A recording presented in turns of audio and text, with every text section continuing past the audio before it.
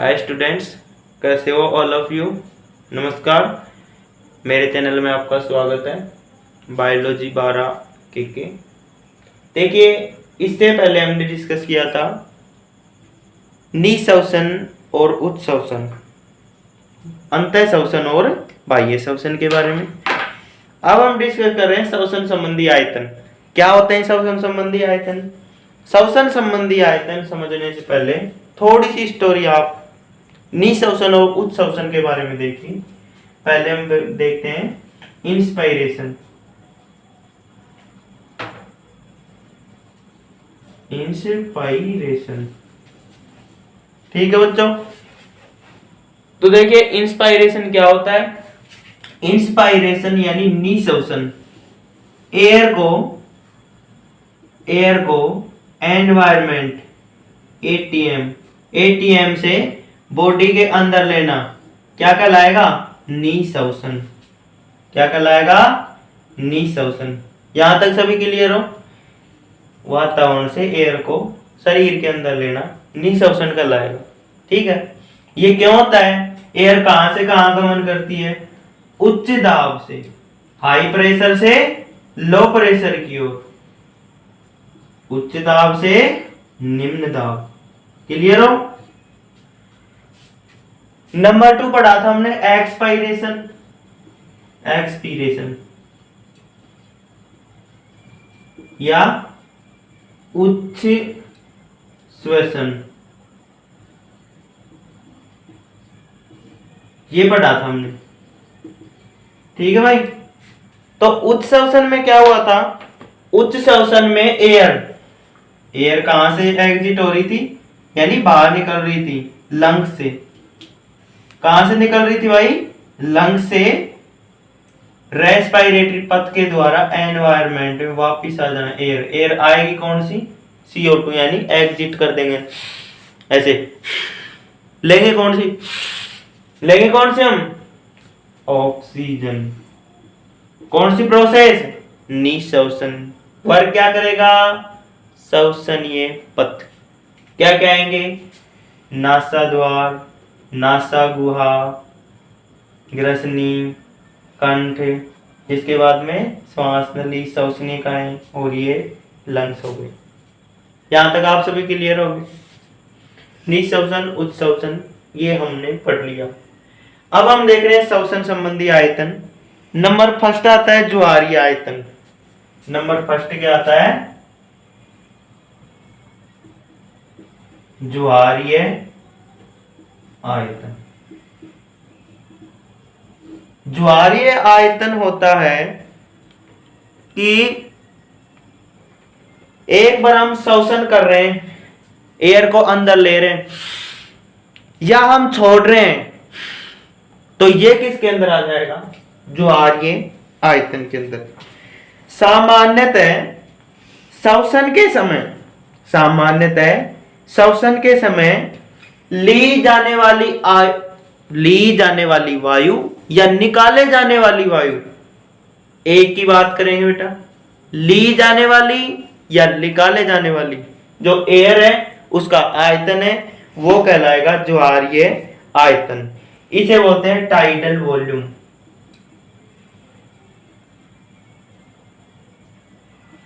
Tidal volume, या एक बार ले रहे हैं या एक बार निकाल रहे हैं, तो वो क्या कहलाएगा? ज्वारीय आयतन। स्वस्थ मनुष्य में लगभग ये 6000 से 8000 मिली वायु प्रति मिनट होती है। कितनी होती है? 6000 से 8000 वायु पर मिनट। क्लियर हो? नंबर 2 आता है निःश्वसन आरक्षित आयतन। नंबर 2 आ रहा है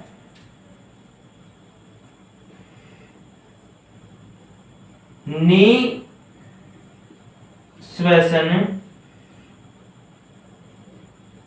आरक्षित आयतन। निःश्वसन आरक्षित आयतन वो होता है नी यानी एयर को अंदर लेना। तो एक बार एयर को अंदर लेने के बाद दोबारा सुनो, एक बार बलपूर्वक ऐसे ले लिए वायु, तो एक बार निःश्वसन में बलपूर्वक ली गई वायु, यानी एक तो सामान्य ले रहे हैं, ये तो हो गई सामान्य, एक ले रहे हैं बलपूर्वक ऐसे, तो वो क्या कहलाएगा, निःश्वसन आरक्षित आयतन। दोबारा सुनो, एक बार निःश्वसन ली गई वायु और वो वायु कौन सी, बलपूर्वक ले, वो क्या कहलाती है, निःश्वसन आरक्षित आयतन। जस्ट इसके विपरीत है उच्च श्वसन आरक्षित आयतन। उच्च श्वसन आरक्षित आयतन ये होता है बलपूर्वक निकाले गई वायु का आयतन, बलपूर्वक ऐसे, ये क्या कहलाएगा, उच्च श्वसन आरक्षित आयतन। बलपूर्वक ले रहे हैं और बलपूर्वक निकाल रहे हैं, दोनों आगे। क्लियर हो? इसके बाद में आती है अवशिष्ट आयतन। नंबर 4 आता है अवशिष्ट आयतन। यहां तक दिखाई दे जाएगा आपको। अवशिष्ट आयतन होता है वायु का वह आयतन जो बलपूर्वक व्यक्ति उत्सित करने के बाद, यानी वायु को एनवायरमेंट में छोड़ने से, बलपूर्वक छोड़ दिया है, इसके बाद भी कुछ बचा रह जाता है, उसे बोल देंगे हम अवशिष्ट आयतन। इधर देखो, दोबारा से इधर देखिए, जैसे ये अपने लंग्स थे, क्लियर हो? तो इसमें हमने क्या किया, जो आर्य आयतन उसे बोला कि या तो हम एयर को ले रहे हैं, लेंगे तो लंग्स क्या होंगे, फूल लेंगे, आयतन बढ़ेगा उनका, या एयर को हम छोड़ रहे हैं, सामान्यतः ले रहे हैं या छोड़ रहे हैं, सामान्य वाली बातें हो रही हैं, या तो लेने की बात कहें या निःश्वसन करने की या उत्सित करने की, तो एक को हम क्या बोल देंगे, जो आ रही है आयतन, या तो ले रहे हैं ऐसे या छोड़ रहे हैं, एक को क्या बोल देंगे, जो आ रही है आयतन। तो ये जैसे ले रहे हैं तो यहां तो क्या हो जाएगा, निःश्वसन में जो आ रही है आयतन, या छोड़ रहे हैं तो ये क्या हो जाएगा, यहां से यहां तक उच्च श्वसन, ये हो जाएगा उच्च श्वसन। तो एक की बात करें किसी एक की, तो वो क्या कहलाएगा, जो आ रही है आयतन। क्लियर हो? नंबर 2 देखो, नंबर 2 में ये बता रखा है भाई, नॉर्मल तो हम इतना ले रहे हैं, छोड़ रहे हैं, ये इस तरह, ठीक है।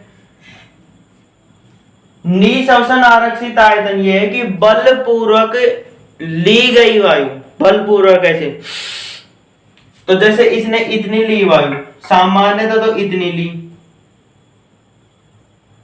इतनी ली सामान्य तो बलपूर्वक ले रहा, थोड़ी और ज्यादा ले लेगा, ये लो, बलपूर्वक लिया यानी इसमें और एक्स्ट्रा एनर्जी यूज हो रही है, यानी जोर लगा रहे हम, तो क्या हो गया, निःश्वसन आरक्षित आयतन। निःश्वसन आरक्षित आयतन, यानी बलपूर्वक हम ले रहे हैं, वो क्या कहलाएगा, निःश्वसन आरक्षित आयतन। क्लियर हो? इसी के सिमिलर देखो, जैसे बलपूर्वक हम निकाल रहे हैं, जैसे ये तो सामान्य की बात हो गई, बलपूर्वक हम निकाल रहे हैं, तो बलपूर्वक यहां तक निकाल देंगे, तो ये क्या हो जाएगा, बलपूर्वक निकाले गई वायु क्या हो जाएगी, उच्च श्वसन आरक्षित आयतन। उच्च श्वसन आरक्षित आयतन। क्लियर हो यहां तक? मैं इनको थोड़ा साफ कर रहा हूं, यहाँ पे डायग्राम बनाना पड़ेगा हमें। देखिए, इसके बाद में आता है अवशिष्ट आयतन। अवशिष्ट आयतन, अवशिष्ट आयतन देखो, ये सामान्य ले रहे हैं, ठीक है, यहां तक क्लियर हो? एक हम बलपूर्वक निकाल दिए यहां तक, बलपूर्वक, क्लियर हो? बलपूर्वक निकाल दिया तो उसे क्या बोल दिया, उच्च श्वसन आरक्षित आयतन से निकाल दिया। उसके बाद में जो फेफड़ों में वायु बची रह जाएगी, ये वायु यहां पर ये बची रहेगी ना, तो ये क्या कहलाएगी, अवशिष्ट आयतन। अवशिष्ट आयतन। दोबारा से देखो आयतन के बारे में। एक सामान्य तौर पर हम एयर ले रहे हैं, छोड़ रहे हैं ऐसे, उसमें एक की बात करें या तो निःश्वसन की या उच्छ्वसन की, तो उसमें एक की बात करते हैं तो वो कहलाता है निःश्वसन आरक्षित आयतन। सॉरी, आरक्षित आयतन नहीं, ज्वारीय आयतन कहलाता है। या तो एक बार छोड़ रहे हैं या ले रहे हैं, वो क्या कहलाएगा, ज्वारीय आयतन। क्लियर हो। नंबर 2 में बात आती है निःश्वसन आरक्षित आयतन। नी अंदर लेना, आरक्षित बलपूर्वक, यानी बलपूर्वक हम अंदर ले रहे हैं, लंग्स बढ़ेंगे ना, आयतन बढ़ेगा उनका, तो वो क्या कहलाएगा, निःश्वसन आरक्षित आयतन। बलपूर्वक हम छोड़ रहे हैं ऐसे, वो क्या कहलाएगा, उच्च श्वसन आरक्षित आयतन। क्लियर हो यहां तक आप। लास्ट में आता है अवशिष्ट, जैसे हमने बलपूर्वक छोड़ दिया, ऐसे छोड़ दिया, इसके बाद में भी लंग्स में जो बची रह जाएगी एयर, वो क्या कहलाएगा, अवशिष्ट आयतन।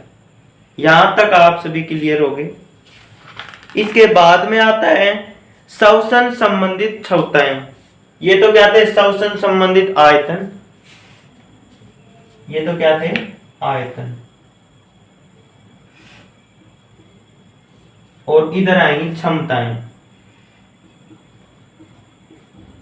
क्षमताएं भी इसके जैसी, यानी कितनी कैपेसिटी है वो आएगी। तो इसमें देखिए, फर्स्ट आ रही है निःश्वसन क्षमता, नंबर 2 आ रही है उच्छ्वसन क्षमता। नंबर फर्स्ट आ रही है निःश्वसन क्षमता। निःश्वसन क्षमता वो होती है कि वायु को वह अधिकतम मात्रा जो एक निःश्वसन में ग्रहण की जाती है, जो उसका आयतन है ना, वो आ जाएगा निःश्वसन क्षमता। किसे कहेंगे निःश्वसन क्षमता, कि वायु की वह मात्रा जो एक निःश्वसन में ग्रहण की जाती है, निःश्वसन में ग्रहण की जाती है से, उसकी जो क्षमता है वो निःश्वसन क्षमता हो जाएगी। जैसे यहां पर देखो निःश्वसन हो रहा है, तो यहां पर ये आयतन बढ़ रहा है ना, बढ़ गया ये आयतन, तो हम ये ले रहे हैं एयर, तो इसकी जो क्षमता है ना वो निःश्वसन क्षमता। नंबर 2 देखो, नंबर 2 आ रहा है उच्च श्वसन क्षमता। उच्च श्वसन क्षमता, उच्च श्वसन क्षमता वो होती है कि एक सामान्य तरीके से हम बाहर निकाल रहे हैं, बाहर निकालने से, तो वो कैपेसिटी है, वो क्षमता है, वो क्या कहलाएगी, उच्च श्वसन क्षमता। जो एक मनुष्य अधिकतम मात्रा जो एक उच्च श्वसन में बाहर निकाल सकता है, वो क्षमता उच्च श्वसन क्षमता कहलाती है। नंबर 3 क्रियाशील अवशिष्ट क्षमता। नंबर 3 में आती है क्रियाशील अवशिष्ट क्षमता। क्रियाशील अवशिष्ट क्षमता वो होती है एक सामान्य उत्सर्जन के बाद जो वायु की मात्रा फेफड़ों में बची रह जाती है। यहां पर हमने क्या किया, सामान्य, ये तो बलपूर्वक कर रहे थे, पर सामान्य की बात लेके चले, ऐसे निकाल दिया। ये तो क्या हो गई, निःश्वसन उत्सर्जन क्षमता हो गई भाई, निकाल दिया। इसके बाद में भी जो बची रह जाती है एयर, उसकी जो कैपेसिटी है, उसकी जो क्षमता है, वो कहलाएगी क्रियाशील अवशिष्ट क्षमता। अवशिष्ट है, जो अवशेष है ना, बच रही है, वो है। इसके बाद में आती है जैव क्षमता। नंबर 4 आती है जैव क्षमता। देखिए जैव क्षमता में क्या होता है। जैव क्षमता वो होती है, यह फेफड़ों में अधिकतम भरी गई और अधिकतम निकाली गई इसका मान, यानी अधिकतम भरी गई निःश्वसन क्षमता और अधिकतम निकाली गई, इन दोनों को कैलकुलेट कर देंगे तो वो क्या हो जाएगी, जैव क्षमता।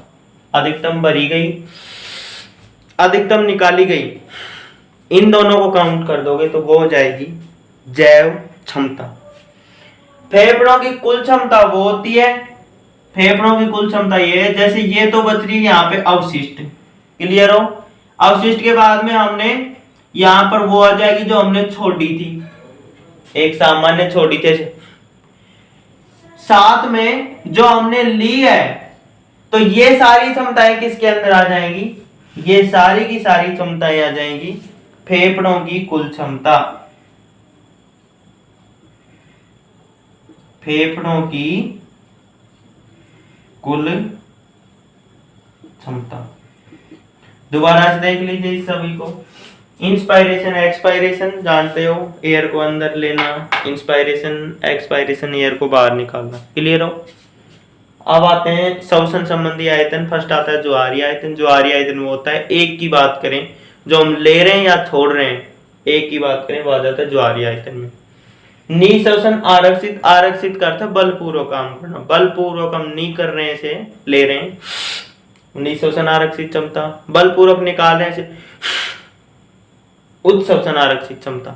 इसके बाद में बच रही है अवशिष्ट, अवशिष्ट है अवशेष से मतलब इसका, तो वो है बलपूर्वक निकालने के बाद, बलपूर्वक निकालने के बाद यानी उच्छित करने के बाद ऐसे वो शेष बची रह जाती है, वो क्या कहलाएगी, अवशिष्ट आयतन। अब आती है क्षमता, जो हमने एक सामान्य तरीके से ली ऐसे, वो निःश्वसन क्षमता जो कैपेसिटी है, छोड़ रहे हैं जितना खाली हुआ वो उच्चश्वसन क्षमता हो जाएगी। क्रियाशील जो ले रहे हैं छोड़ रहे हैं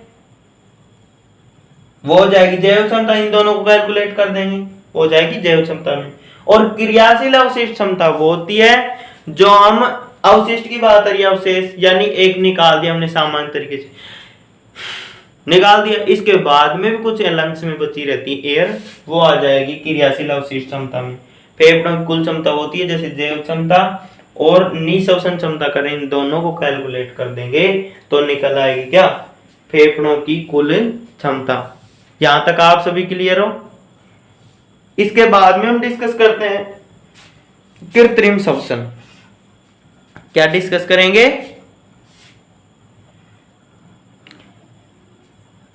अब हम बात करेंगे कृत्रिम श्वसन। कृत्रिम श्वसन क्या होता है, कृत्रिम आर्टिफिशियल, एक तो हम सामान ले रहे हैं छोड़ रहे हैं वो तो हो जाएगा प्राकृतिक, ठीक है। कृत्रिम किसी युक्ति द्वारा या किसी दूसरे मनुष्य द्वारा श्वसन करवाना, वो आ जाएगा कृत्रिम श्वसन के अंदर, क्लियर हो। ये कैसे होगा कि जैसे हम घूमने के लिए गए एक दो दोस्त, या आप गए और कोई नहा रहे, तो वो पानी के अंदर डूब जाए, पानी के अंदर डूब जाए, तो उस टाइम क्या होता है, उसका हार्ट तो चालू रहता है, हृदय तो धड़कता रहता है, पंप करता रहता है, पर उसके लंग्स में पानी भर जाता है और वो लंग्स क्या हो जाते हैं, फूल यानी सिकुड़ जाते हैं, वो उसमें श्वसन नहीं हो पाता है। तो उस स्थिति में उस व्यक्ति को बचाने के लिए कृत्रिम श्वसन की आवश्यकता होती है। तो देखो आप इसको अच्छी तरीके से पढ़ना, कहीं आप गए हो इमरजेंसी की स्थिति आ जाए तो आप उनकी जान को बचा सकते हो। अपने चैप्टर में टॉपिक है ये, इसको अच्छी तरीके से समझना। देखो कब पड़ती है आवश्यकता कृत्रिम श्वसन की, जैसे पानी वगैरह, पानी में डूब जाए तो उस टाइम हार्ट तो पंप करता रहता है पर लंग्स है ना वो अपना काम करना बंद कर देते हैं, उनमें पहले तो पानी भर जाता है।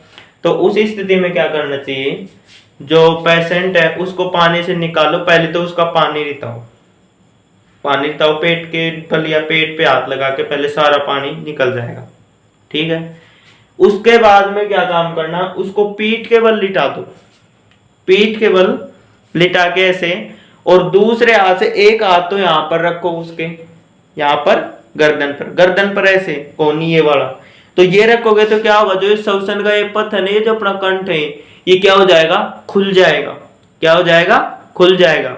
इसके बाद में अपने क्या करना है, रोगी के मुख है ना, जो पेशेंट है उसके मुख पे अपना मुख लगा के और उसके दूसरे हाथ को नाकों को भींच लो और अपना मुख है ना उसके मुख पे लगा के दूसरे हाथ को उसके यानी गर्दन के नीचे लगा के 10 या 12 बार जो आ रही आयतन करें, 10 या 12 बार ऐसे ऐसे, यानी उसको मौका भी दे करने का।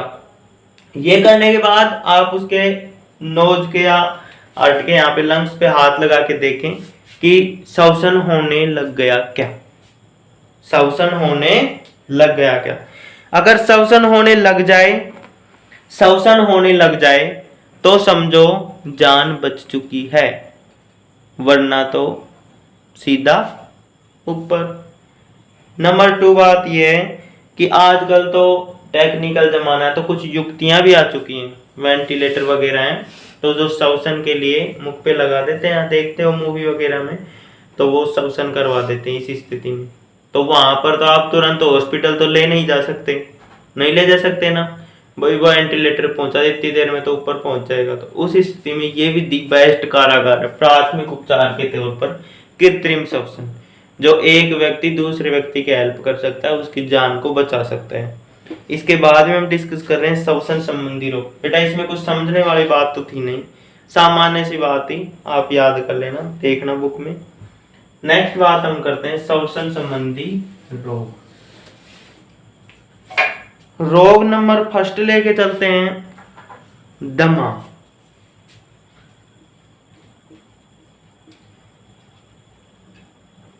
दमा, दम की शिकायत होती है ना,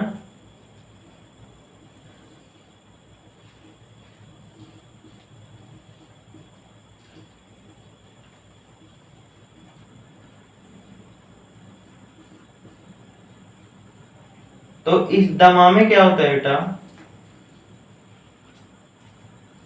दमा में यह होगा कि जैसे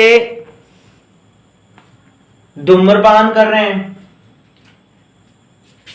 फर्स्ट लेके चले दमा। दमा में कैसे क्या, तो धूम्रपान, धूम्रपान धुएं में रह रहे हैं, या फिर हम कुछ ऐसे खाद्य पदार्थ, खाद्य पदार्थ, या फिर धूल के कण, धूल के कण, अगर ये आते हैं संपर्क में तो क्या हो जाती है, दम की शिकायत हो जाती है। इसका कारण ये है कि ये इन पदार्थों के संपर्क में आते हैं अपने श्वसन पथ में, तो यहां पर मैंने बताई थी श्लेष्मा ग्रंथियां पाई जाती हैं। ये अपनी श्वास न लिए ना, इसके यहां पर ये श्लेष्मा ग्रंथियां, इनका काम क्या है, ये श्लेष्मा ग्रंथियां, और इन श्लेष्मा ग्रंथियों का काम श्लेष्मा स्रावित करना, श्लेष्मा निकालना, स्रावित करना। तो ये श्लेष्मा यहाँ पर जम जाएगा कब, जब ये इन पदार्थों के संपर्क में आएंगे, तो इनके संपर्क में आएंगे तो यहाँ पे जम जाएगा, श्वसन पथ को क्या कर देगा, अवरुद्ध, सांस लेने में कठिनाई होगी। और ऐसे व्रत को देखा हो ना, व्रतों को, तो वो अधिकतर क्या होता है, जैसे परागकण की प्रक्रिया होती है, जैसे फूलों वाली फसल है तो परागकण होते हैं ना, वो भी दमा की शिकायत कर देते हैं। धूम्रपान, धुआं, खाद्य पदार्थ कुछ ऐसे, या धूलकण, तो श्लेष्मा कोशिकाएं हैं श्वास नली में, वो ज्यादा मात्रा में श्लेष्मा स्रावित करती रहती हैं, जिससे क्या होता है कि श्वास लेने में कठिनाई हो जाती है, यहाँ पर सूजन आ जाता है। इससे बचने के लिए जो ये एलर्जी के कारक है, जो श्लेष्मा ग्रंथियों को ज्यादा श्लेष्मा स्रावित करने के लिए कर रहे हैं, तो इनसे बचना चाहिए, ठीक है। नंबर 2 है श्वसनी शोथ। श्वसनी शोथ ये होता है जैसे ये इसी के साथ में है श्वसनी शोथ। जैसे हम धुआं के संपर्क में रह रहे हैं। नंबर 2 लगातार खांसी हो रही है, लगातार खांसी, यानी खांसी लगातार हो रही है या धुआं हो रही, तो उस टाइम में क्या होता है, यहाँ पर पीला पीला कफ जम जाता है बेटा, यानी श्लेष्मा पीला पीला, जो श्वसन में तो बाधा करता है, साथ में श्वास लेते हैं तो पिर की आवाज आती है, पी पी, जैसे सर्दियों में होती है ना बच्चों में, तो वो है श्वसनी शोथ। या तो धुआं में या लगातार ही खांसी रहेगी तो तब होता है। इसमें ज्यादा श्लेष्मा स्रावित करती है श्लेष्मा ग्रंथि, यह भी इसी से रिलेटेड है बेटा। तो इसमें क्या कर सकते हैं, धूम्रपान है ना, ये धूम्रपान, इससे दूर रहकर इससे बचा जा सकता है। क्लियर हो यहां तक आप सभी?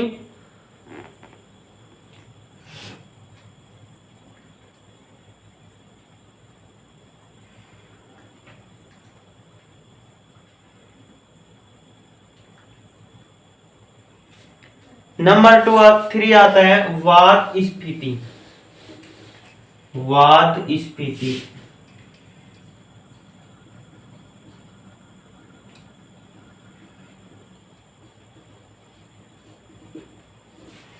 वात स्फीति, इसमें क्या होता है, जैसे अपनी एलोलाई थी कूपिकाएं, ये कूपिकाएं क्या है, ये कूपिकाएं। जो व्यक्ति धूम्रपान करते हैं अधिकतर, धूम्रपान, तो उनमें एलोलाई, इनका ये कोशिकाएं हैं एलोलाई की, जो सतही कोशिकाएं हैं, तो ये नष्ट हो जाती हैं और इनका आयतन क्या हो जाता है, बढ़ जाता है। इनका आयतन बढ़ेगा तो इसमें वायु की जो क्षमता है ना, वायु का आयतन, वायु आयतन ये भी बढ़ जाएगा।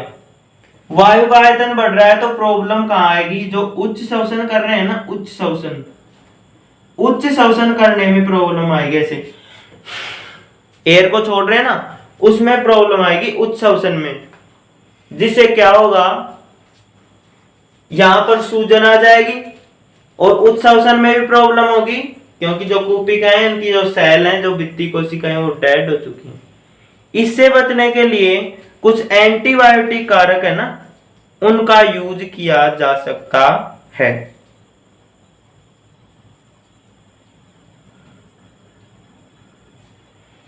नंबर 4 है निमोनिया। निमोनिया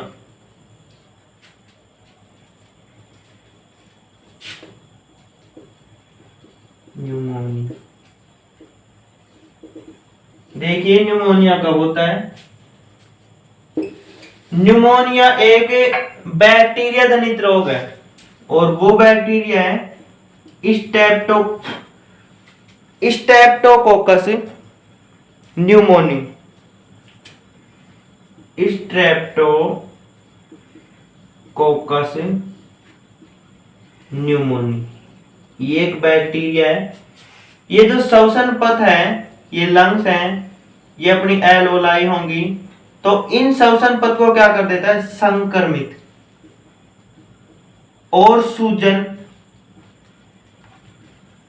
ये जब संक्रमण होता है तो श्लेष्मा कोशिकाएं ज्यादा मात्रा में श्लेष्मा स्रावित करती हैं, इनको, ये है ना स्ट्रेप्टोकोकस न्यूमोनी, इसको नष्ट करने के लिए, जिससे श्लेष्मा आएगा और इनके लंग्स में जो श्वसनिकाएं हैं और कूपिकाएं हैं, उनमें श्लेष्मा बढ़ता जाएगा और श्वसन पथ धीरे धीरे अवरुद्ध होता जाएगा। इससे बचने के लिए एंटीबायोटिक कुछ मेडिसिन है, उनसे लेकर के बचा जा सकता है। नंबर 3 है 5 है फेफड़ों का कैंसर। फेफड़ों का कैंसर, कैंसर जैसे कुछ लोग होते हैं जो धूम्रपान करते हैं, उनमें क्या होता है कि कोशिकाएं अनियंत्रित ग्रोथ करना स्टार्ट कर देती हैं। तो अनियंत्रित ग्रोथ होगी, धीरे धीरे पूरे ही लंग्स को क्या कर देगी, अवरुद्ध।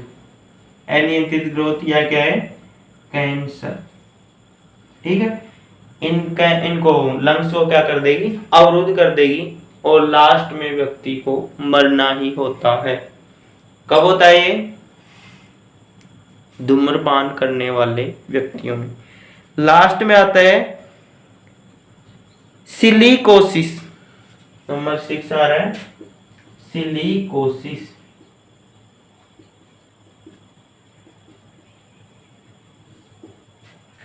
सिलिकोसिस एक बीमारी है, वो कब होता है, या तो व्यक्ति प्रदूषण में रहे, प्रदूषण, और वो प्रदूषण कैसा, डस्ट वाला हो, डस्ट डस्ट उड़ती है पत्थर के खानों में, विशेषकर पत्थर है ना उसकी खानों में, तो ये डस्ट आके जो अपने लंग्स है ना उनमें एलोलाई हैं और सब्सनिकाएं हैं, उनमें आकर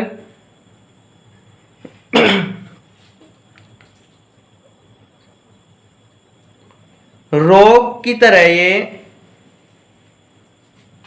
सब्सनिकाओं और जो कुपिकाएं हैं उनको अवरुद्ध कर देती हैं, छोटे छोटे सूक्ष्म कण आते हैं और यहाँ पर श्लेष्म ग्रंथियां स्राव करती रहती हैं ज्यादा मात्रा में, और ये आके इनको अवरुद्ध कर देते हैं धीरे धीरे। ठीक है, तो इसमें क्या होता है, सूजन पैदा हो जाती है, जो कोशिकाएं ना, कुपियक कोशिकाएं या सब्सनिकाएं, इनमें क्या हो जाती है, सूजन पैदा हो जाती है।